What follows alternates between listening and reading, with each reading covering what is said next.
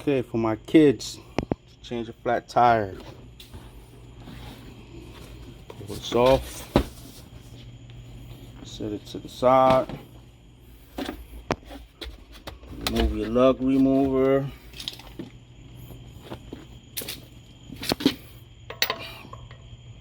Put it on the lug. Then stand on it and use your body weight. You want to loosen the nuts. Don't take the whole nut out completely. You just want to loosen it before you raise it.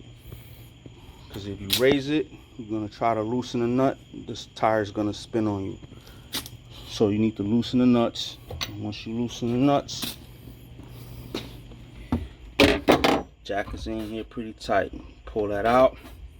Remove this. Pull this out. Here's your jack. Now on the bottom of the car, got notches by every tire, front and in the rear. You want to make sure this groove is going to go in here. Then you can tighten this, raise this by hand till you get it to where you want it.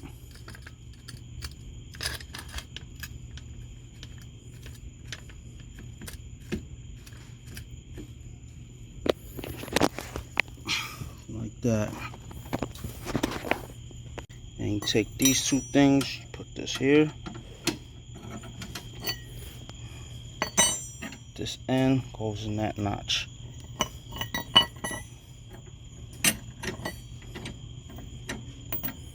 Just like that. You take this and turn it, and it'll lift the car up. Once you get it, once you see your tire is off the ground, take this,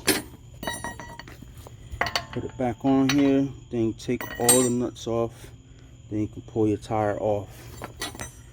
Then you grab your spare, this just lifts up,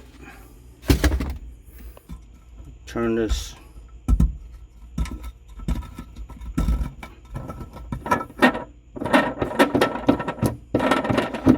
pull your tire out.